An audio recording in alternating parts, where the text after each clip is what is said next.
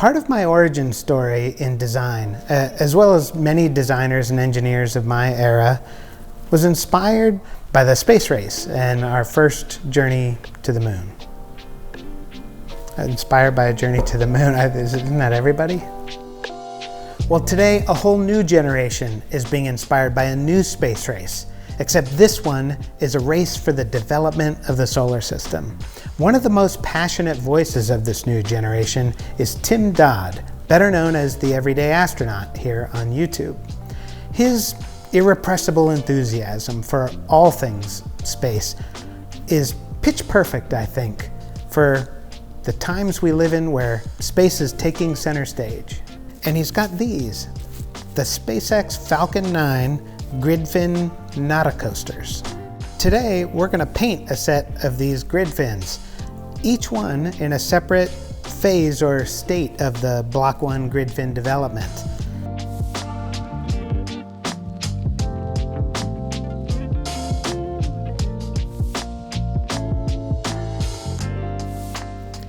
Tim has his YouTube channel, website, a great website with pre-launch previews for all kinds of great space events. He's got a store with self-designed merchandise, including the Saturn V F1 t-shirt we've seen Elon Musk wear on several occasions. He's got his Norminal cap, which is a lot of fun. And he's got these, the SpaceX Falcon 9 grid fin Nautica-coasters.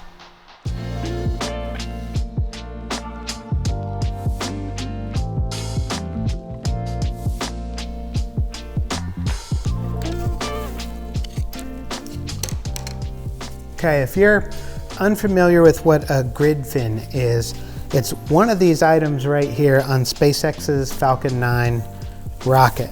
Now, we've 3D printed our little demo Falcon 9 here so that we could show you the grid fin in its context. And we're gonna tell one story for the Block 1 development cycle for each fin on the rocket and each fin in the set of coasters or Nautica-coasters. The Block 1 grid fins were aluminum. So at first they were hard anodized, and that finish was gold, and that helped protect the grid fin on re-entry, and that was the first step in getting those flight ready. Next, those gold anodized aluminum grid fins were coated, probably with an organic coating like a powder coating or a paint, and they were in white, and they looked beautiful and pristine before launch. Now, the design was changed and the grid fins were later made out of titanium. The reason that happened was because of what we'll tell you about when it comes time for grid fin number 4 here. So, first thing I want to do is get some primer on here, but I can tell at least one of these has a varnish on it, and I want to go ahead and scuff that so that we can get good adhesion with our primer. I hope we can preserve the Everyday Astronaut logo on these, but you know, space is a game of sacrifice, so we'll have to see.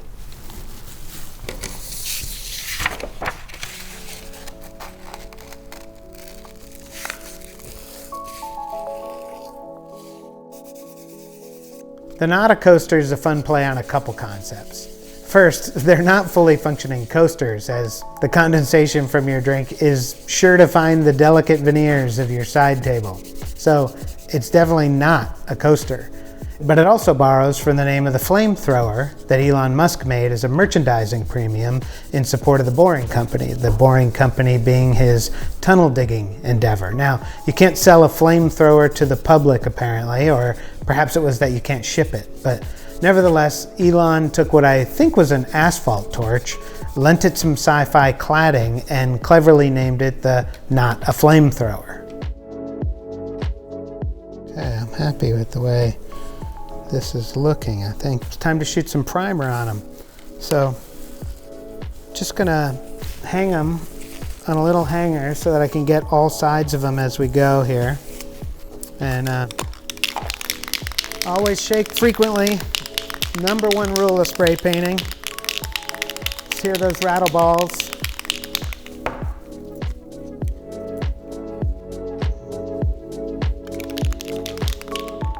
Tim and I got to hang out a little bit at the 2019 Space Coast Yuri's Night Party, and one of the things I really appreciate about Tim is that as he covers many of today's most significant moments in space, he does so from a global perspective. He's rooting for every peaceful space endeavor to succeed, not only those of the United States and their allies, but even those of peer state challengers.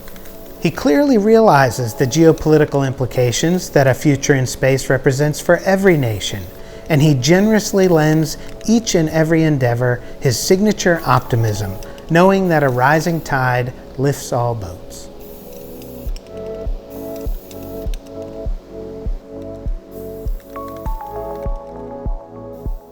Okay, the first fin is just going to be our plain white grid fin. So we're going to put some gloss white on it.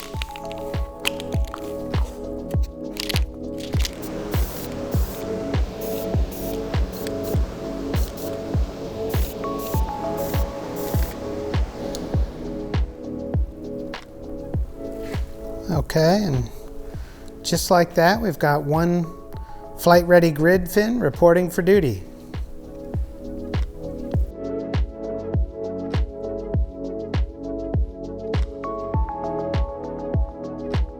We're going to do our anodized gold grid fin now, and I went ahead and shot some white onto this grid fin because the gold is so translucent, it's going to need that white base.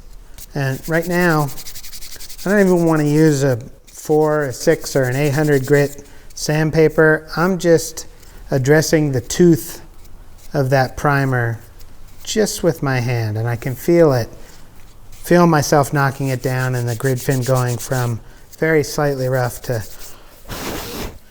slightly smooth in my hands.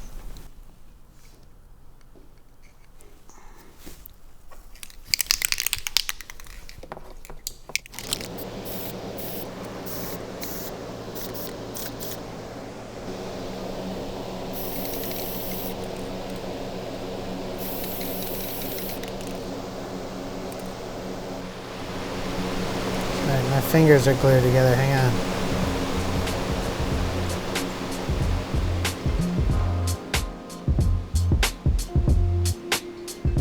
All right, the toucan titanium finish. I'm gonna do a technique here I've used to create like a gunmetal effect or a hard anodized surface. I've used these in scenic painting situations before.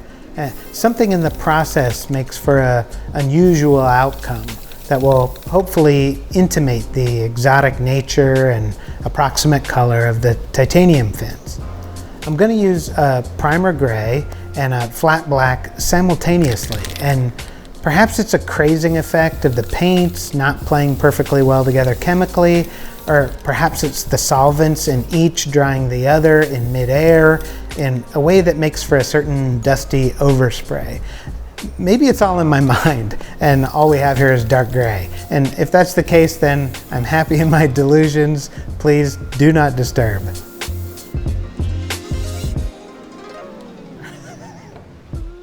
Okay, we know the aluminum block 1 grid fin necessitated a change to titanium. That would be because they practically burnt up upon re-entry. In fact, at least one of the fins after one of the flights, you could see huge sections of it were missing, completely gone due to ablation. And so we're going to go ahead and try and represent that damage in our fourth and final grid fin. Now I've got a reference photo pulled up here, and we're going to go for it. We're going to get rid of some of this guy to simulate that damage.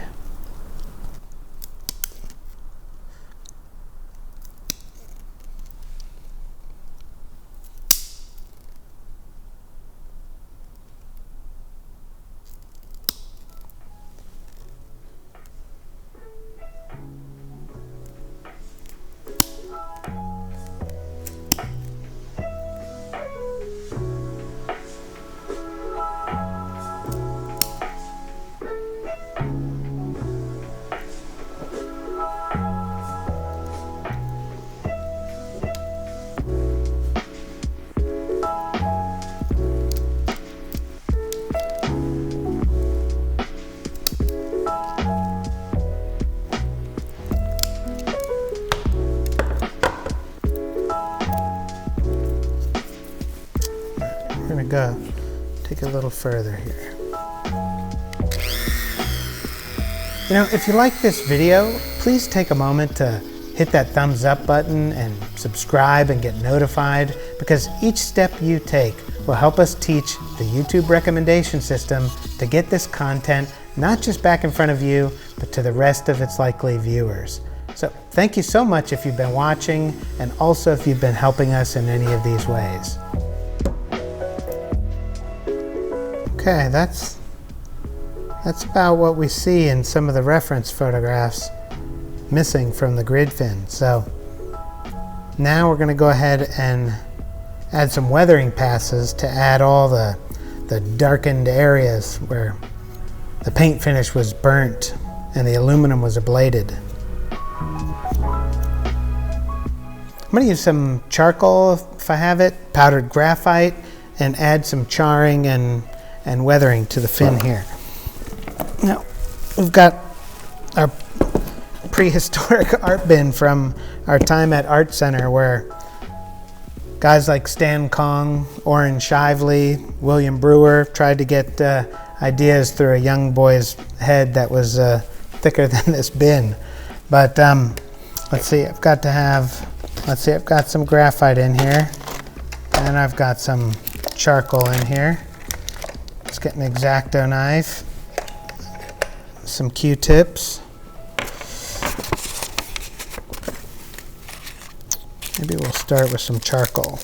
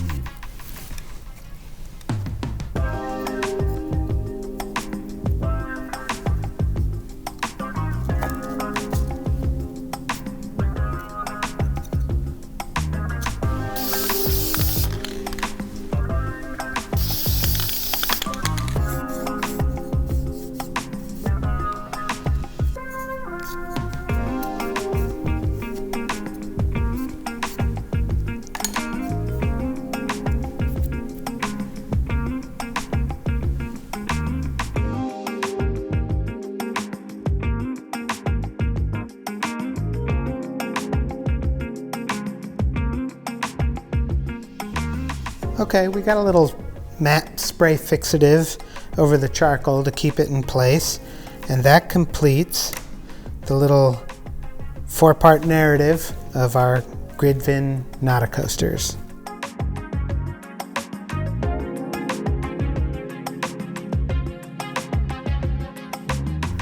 Space development is happening on so many fronts, and the private sector, led by many of the world's leading visionaries, has clearly turned its attention towards space.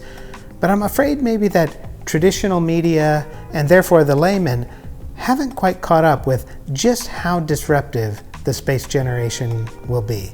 But we're grateful to a dedicated community of heralds here on YouTube, such as Tim Dodd, author of this whimsical and fun piece of merchandise, as well as others like Marcus House, Felix from What About It, Boca Chica Gal and NASA Spaceflight, as well as Lab Padre and others.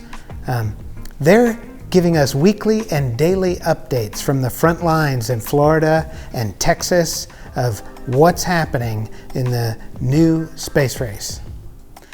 I'll link to all these channels in the description below so that you can follow each and every one of them as they post weekly and even daily updates from the cutting edge of the new space paradigm. And as always, thank you for watching Hohman Design.